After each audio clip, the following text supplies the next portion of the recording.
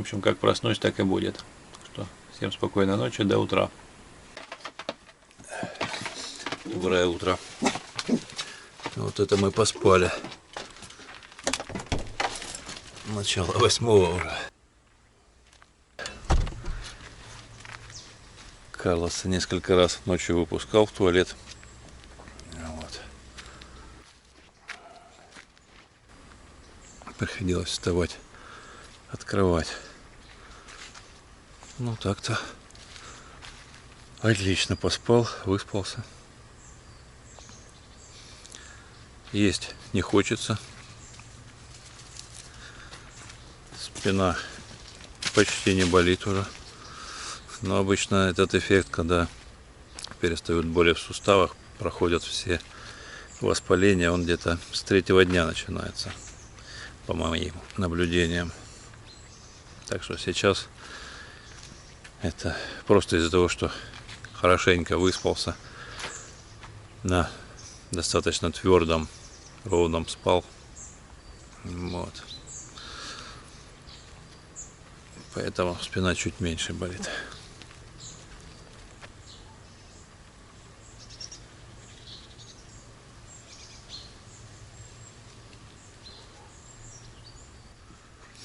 В телефоне прогноз погоды на данный момент показывал 13 градусов.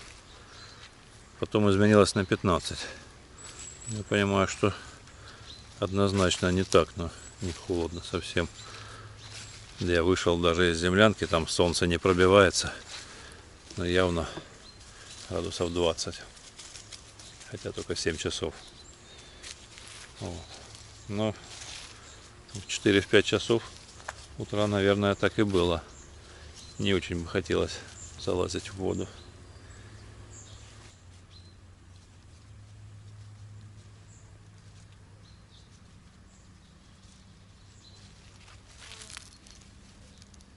У листьев огурцов цвет такой бледноватый.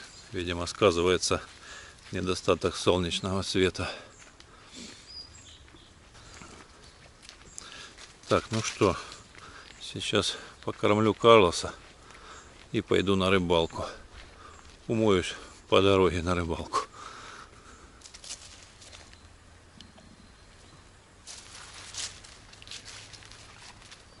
Так.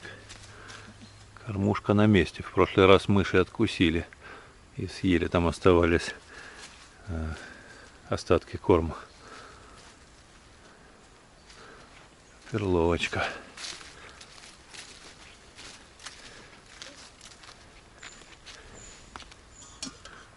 Так, мыша не попалась.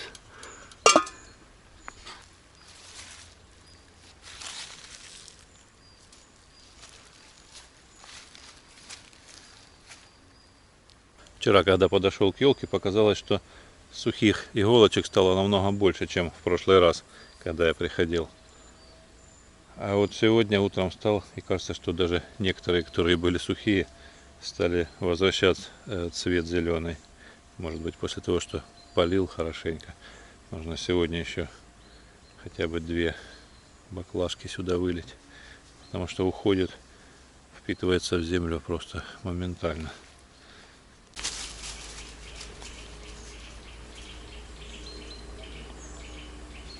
Пойдем есть.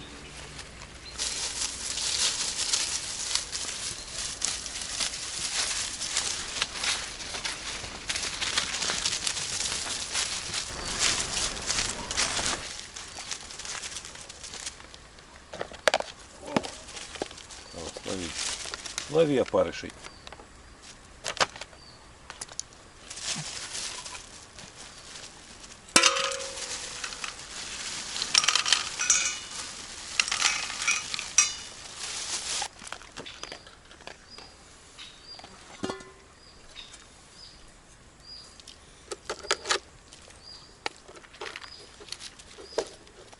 Карлос, отстань, а.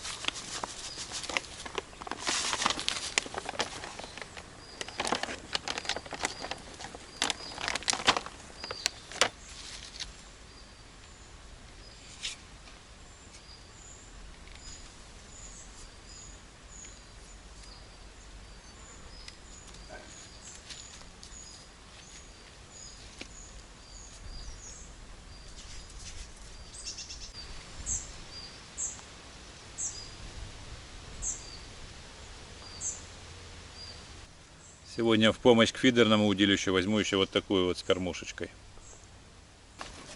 Опа.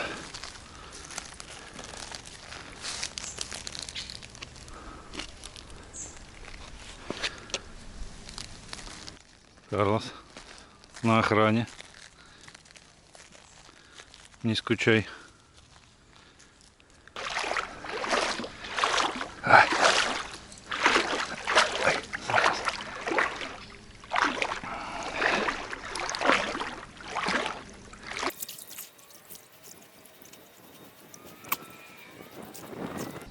Так, главное воды не набрать в прикормку. Так, стоять. Да ёперный бабай. Сорала. Утопил таки катушку. Так.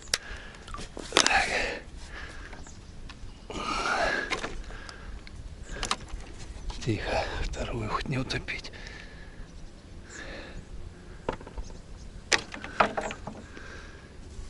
Так.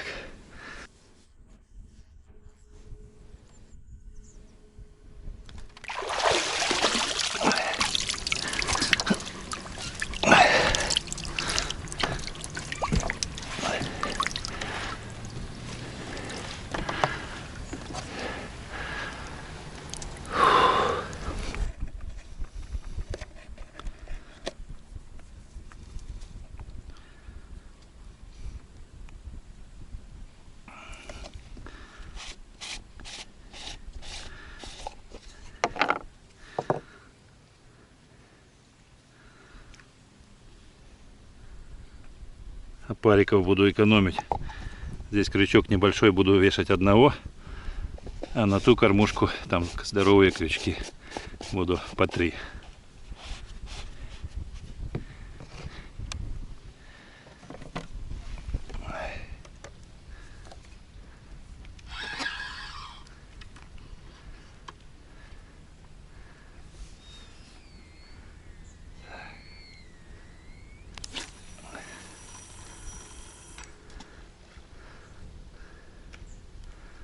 Ну что, прямо сходу не клюет, и это хорошо. Значит, возможно, мелочи там нет, а значит, может где-то рядом быть лещ, а может и не быть.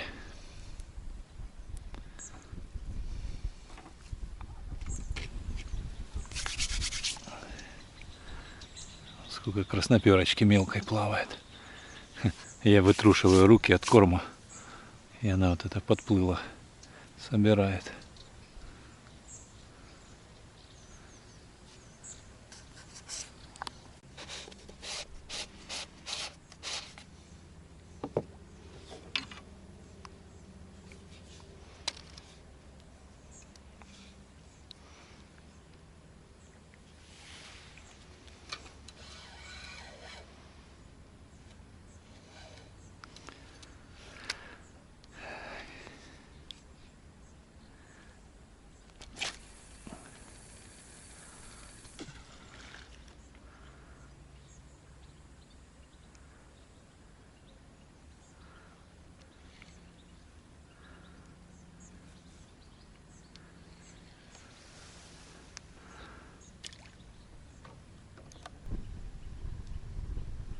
Нет, мелочь все-таки дергает. Лещ еще не подошел.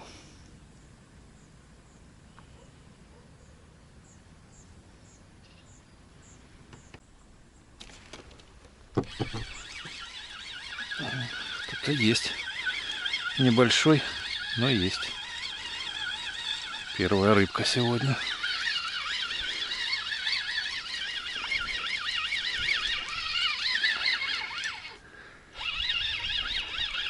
В траве сразу становится большой.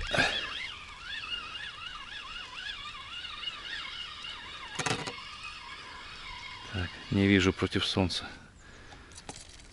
Опа. Густерка. Для густерки хорошая вполне. Будем брать. Найк с удовольствием такую слопает.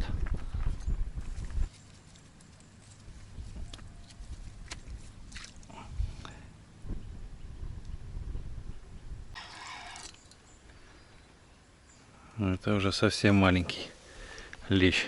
Такого даже Найк не будет есть. Тихо. Иди за папой.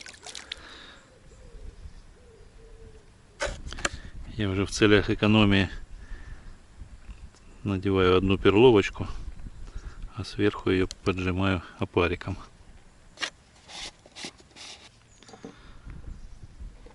Так.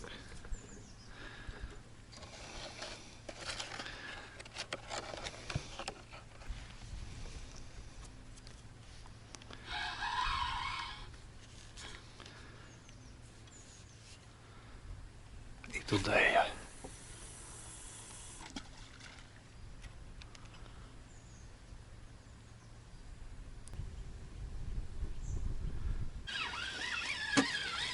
Опять кто-то клюнул. Непонятно кто. То ли трава. Нет, что-то небольшое.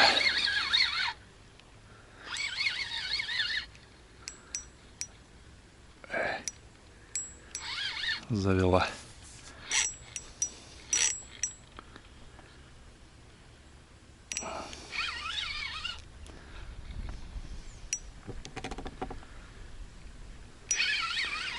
Тянешь как будто леща, как килограмма на 2. Карлос на кого-то гавкает.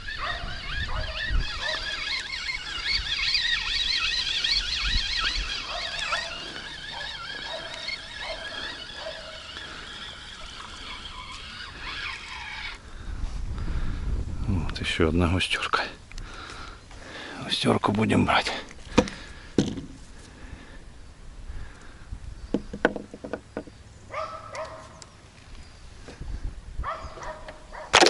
Вот зараза. Пересыпал.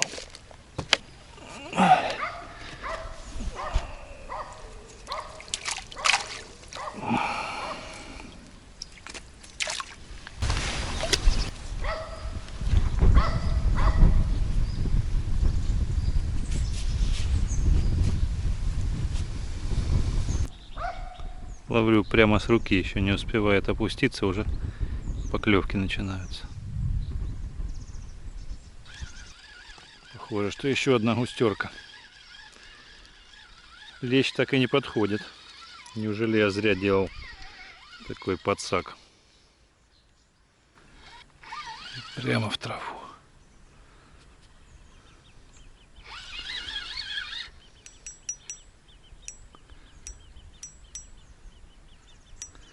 Так, глядишь, кормушкой всю траву и вычищу.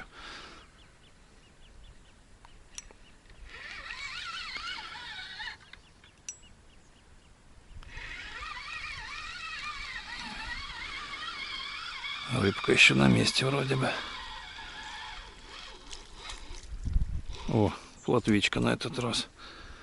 Плотвичку Найк больше всего любит. Берем, конечно.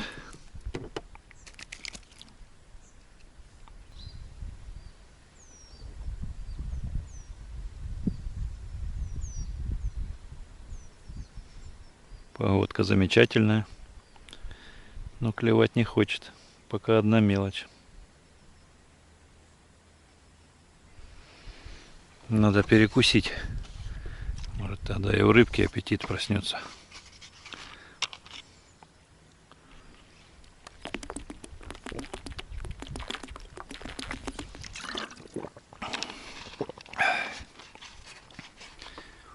Ну вот. Почти не хочется есть.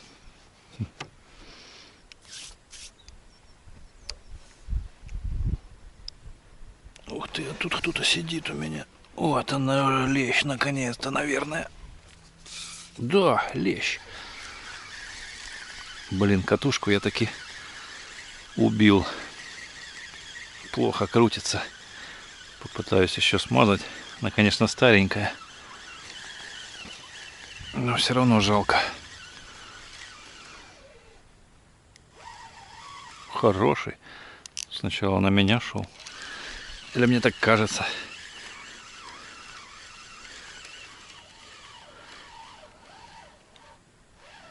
Неплохой такой. Неплохой. Так, тихо, воздух хапаем. Так, спокойно, еле держится. Проверка его подсака. Опа. Так. Считай, взяли. Так. Опа. Нормалек.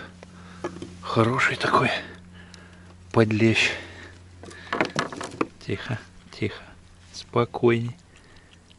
А как ты так? Блин, крючок вышел насквозь.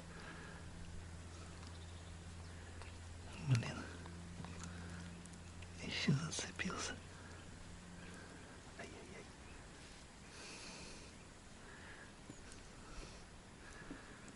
Ага. Понял. Сейчас.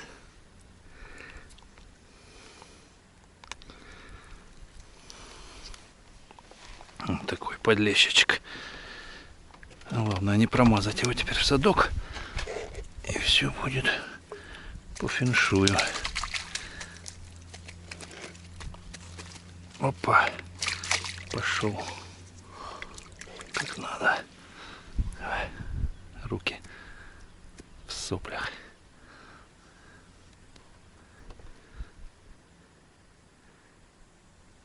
Я не люблю пользоваться подсаками, потому что потом вот это крючки оттуда выпутывать.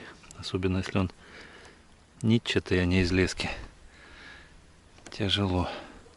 Поэтому если есть возможность взять без подсака, если с лодки рыбачу, то беру без подсака.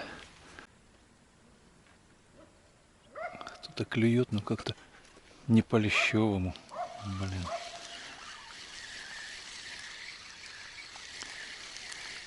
По-моему, вообще никого нет.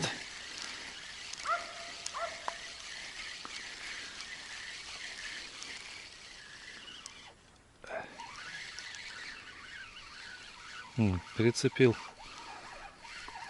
Зараза, перецепил фидерную удочку еще. Давай, давай, еще чуть-чуть.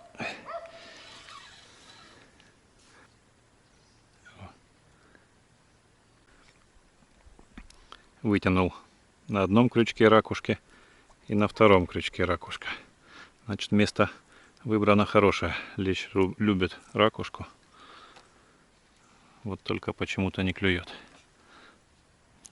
Пока здесь выпутываю от травы, на то их кто-то клюет. Ну, тоже какая-то мелочь.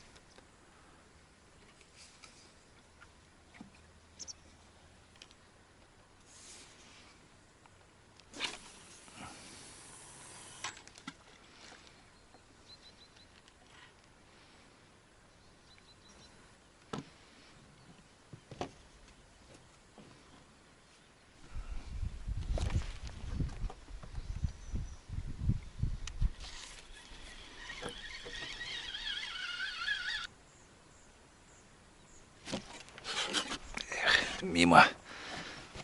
Долго кто-то шевелил, дергал. Я не выдержал, уже подсек. Никого. Что-то клюнуло, леска провисла. Ну, похоже, пусто. Что ж такое? Второй раз уже такое.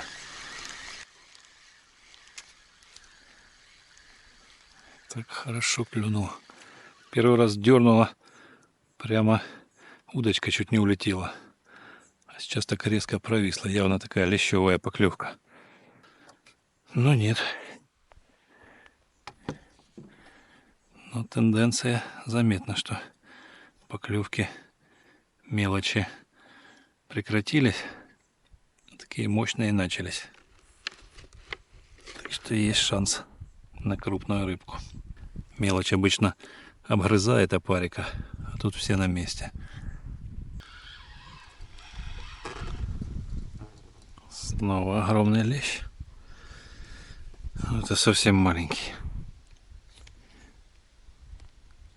Айк отказывается, таких есть.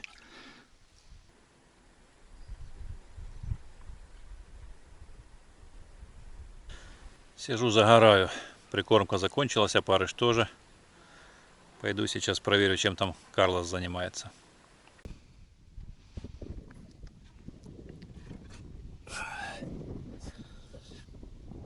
Фух.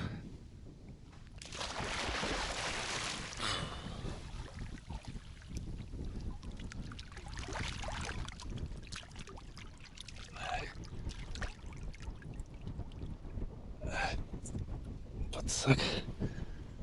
Сюда поставлю.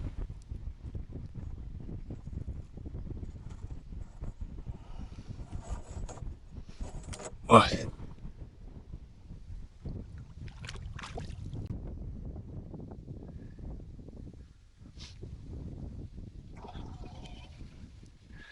Карлос.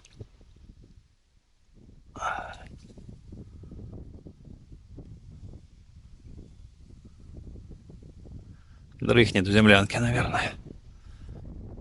Ага, нет, выбежал. Ты где был? Иди покупайся. Иди ко мне. Ага, купаться он не хочет.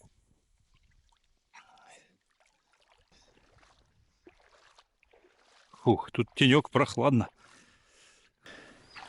Это второй день моего голодания. Сейчас снова покручу камерой вокруг себя. Изменилось ли что-то? Сейчас обед. И через несколько часов, часа через 4, будет ровно 2 суток, как я не ем.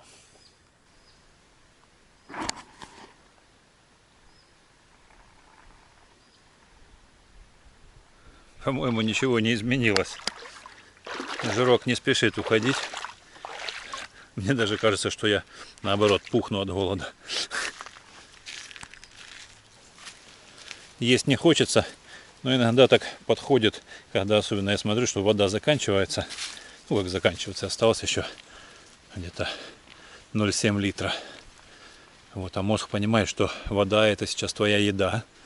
И надо что-то решать, надо где-то ее добывать. Вот, и так такое непонятное ощущение, хочется кушать. Но оно отходит, и все нормально, в общем. Еще, когда ходишь босиком, намного улучшается самочувствие. Получается, как, наверное, массаж какой-то. Первый день особенно тяжело, пока с непривычки. Много камней, веток всяких острых, ракушек. Вот. Как немножечко привыкнешь, очень хорошо начинаешь себя чувствовать. Сейчас расскажу вам прикол, будете ухахатываться. Вернулся я с помоста с рыбалки и не могу нигде найти свой телефон. Не пойму, вспоминаю, утром встал, посмотрел, сколько время, положил на полочку. Потом собрался, пошел на рыбалку. Ну где он может быть? Перерыл все несколько раз. На улице, здесь, в землянке, все пересмотрел. Думал, может, кто-то звонил, он вибрировал, упал. С фонариком пооблазил полностью, каждый угол, все пересмотрел. Нету его, нигде нету. Рюкзак 10 раз перерыл. Все вынес сюда, все вещи по всем карманам. Ну, просто каждый угол обсмотрел. Думаю, ну как так? Потом понимаю, когда я был там на Сиже, Карлос здесь гавкал на кого-то, долго гавкал. Думаю, неужели кто-то проходил, какой-то человек, и украл телефон? Думаю, кому нужен китайский с разбитым стеклом, да еще и запароленный на отпечаток пальца телефон, хотя рядом лежала камера на зарядке, пауэрбанк, фонарик. Друзья, при монтаже этого видео я обнаружил, что камера разрядилась во время моего повествования о пропавшем телефоне. Поэтому расскажу в 2 словах уже из дома, что же произошло. а заодно покажу вам, что наснимал молодой оператор. Сразу предупрежу, что лучше закрыть глаза или отвернуться от экранов, потому что можно упасть в обморок. Мне же пришлось отсмотреть 2,5 часа этого головокружительного шедевра, отснятого знаменитым оператором-экспрессионистом по кличке Карлос. Так вот, что же произошло с телефоном? Я уже с ним попрощался и оставался в недоумении, почему не украли другие вещи. И тут слышу звук СМС. Где-то совсем рядом. Снова перерываю рюкзак сверху донизу и ничего не нахожу. И потом меня осенило. Он же в спальнике. Я скрутил спальник вместе с телефоном, засунул его в чехол и повесил на дереве рядом с рюкзаком. Сразу же ко мне пришла мысль, а не могло ли подобное произойти и с топором? Но очередной раз, осмотрев все возможные и невозможные места, где бы он мог быть, но тщетно, топор пропал безвозвратно. Вот такая курьезная история произошла, но сейчас можно вернуться к просмотру основного видео.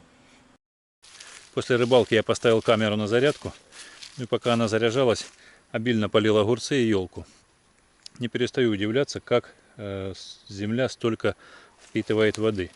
Я бы понял, если бы я там лила, она, вот это пятно мокрое, расходилось бы, увеличивалось. Нет, оно просто тупо уходит вниз и в огромных количествах. Вчера я вылил по 2 баклажки под каждый кустик. Сегодня уже по 3 вылил. Вот это вот я уже забегался туда-сюда. Вот еще одну вылью вот под любой кустик. Вот какой угодно. Вот этот, предположим. Главное не лить сильно быстро. И она уходит постоянно вниз. Уходит и уходит и уходит. Как будто бездонная там пропасть. Но я теперь сейчас буду удобнее поставлю. Буду выливать. Не знаю, сколько еще можно так вылить. Я подозреваю, почему так получается. Наверное, с годами, с десятилетиями, со столетиями вот эти вот все веточки, листики, они все постоянно перегнивают, и получается земля вот такая вот рыхлая и очень хорошо впитывает землю. Воду.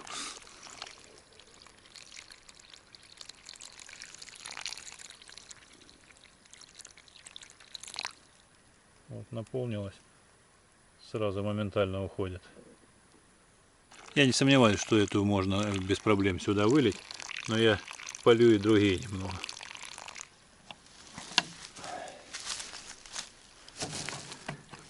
А вот здесь я в конце уже высыпал все оставшиеся семечки. Раз, два, три, четыре. 4 кустика сразу растет. Не знаю, стоит ли их прорядить, повырывать, или может быть и так им хватит питания из земли. Да, сейчас, конечно, когда прихожу к землянке на пару, максимум на 3 дней, совсем не то. Когда раньше здесь постоянно находился, запланировал какое-то дело и потихоньку, размеренно, не спеша занимаешься. Конечно, хочется прийти подольше, на месяцок, ну, хотя бы на недельку. Но даже на недельку сейчас сложно. Я дома сам на хозяйстве, поэтому там тоже и огороды, и животные. В общем, пока никак. Может быть, родственники приедут погостить, тогда вырвусь. Ну, хотя бы на недельку, было бы здорово. Кстати, кто не знает, у меня же есть 2-й канал, называется «Усадьба рыболова». Там я как раз и показываю, чем я занимаюсь в домашних условиях. Огороды, прудик свой во дворе пытаюсь реанимировать, потому что он сильно зарос. Долго за ним не было ухода, потому что, ну, неважно, там свои моменты. Если интересно, заходите на канал, оставлю ссылку под видео и вот здесь подсказку.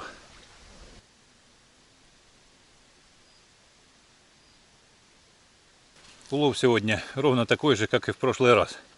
Один неплохой подлещик, остальное все мелочевка. Садок я уже достал из воды, упаковал в рюкзак и буду прямым ходом выдвигаться в сторону дома, потому что лето, жарко, путь не близкий, рыба может пропасть. Сейчас одену Карлосу его камеру. Может быть, он в этот раз кого-нибудь заснимет. Я, правда, не знаю, было ли что-то в кадре, когда мы шли в эту сторону. Но в основном он был рядом со мной.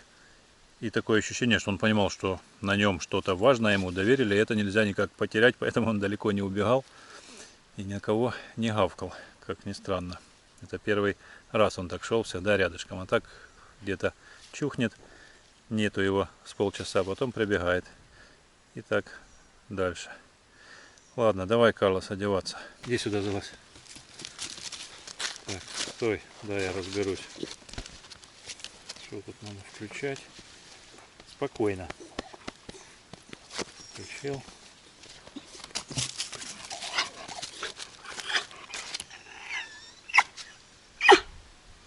Включил. Так, еще у нас на час записи, чтобы за час нашел мне кабана, лису и оленя.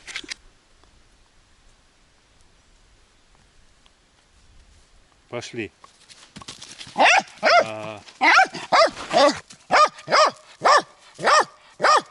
Иди, оператор, видеорежиссер.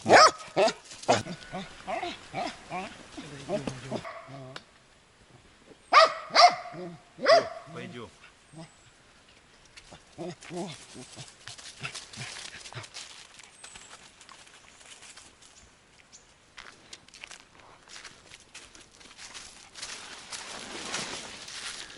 Фотоловушку сегодня снимать не буду. Пусть постоит до следующего раза. Потому что, во-первых, рыба может испортиться. Во-вторых, чтобы уже наверняка хоть кто-то попался. А батарейки я поставил новые. Так что я думаю, хватит. Ну, посмотрим, насколько хватит. Вот. Да, когда я подумал, что меня сегодня ограбили, украли телефон, не мог его никак найти. А там же были все фотографии, которые я делал, когда отходил от места, где поставил фотоловушку. Я фотографировал ориентиры, которые должны мне попасться на пути, и где нужно сделать очередной маневр. Вот. Я уже подумал, что все, без телефона я теперь и с фотоловушкой распрощаюсь. Но все обошлось. Телефон оказался в спальнике. Но фотоловушку я надеюсь, что найду. Попробую сегодня, когда буду проходить, хотя бы просмотрю все эти ориентиры по свежей памяти. Вот. Если буду четко так уверен, что я понимаю, где она, то даже не буду туда подниматься, чтобы не пугать зверей. Сразу пойду домой. А если буду понимать, что не могу сориентироваться, то, наверное, придется по свежей памяти все-таки попытаться найти ее. Карлос разогнал всех бакланов. Тут их такая стая. До сих пор слышно, как они крыльями шумят. Я думаю, еще есть. Ой.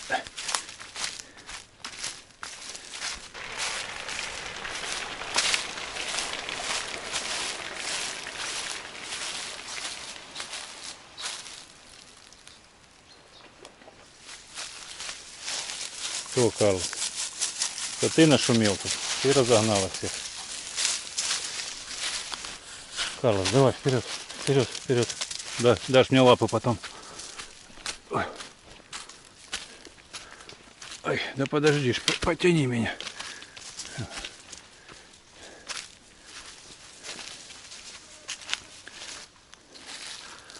По идее, уже где-то здесь недалеко должна быть фотоловушка.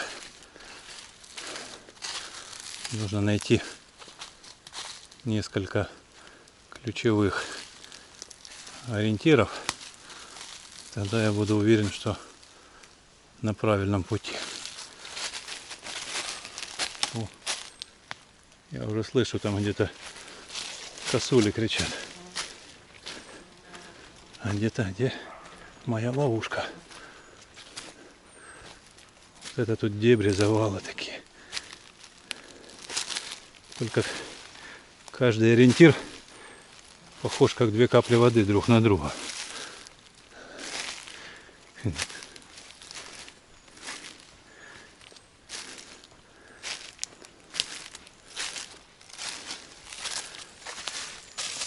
Не спеши, кадр размывчивый будет.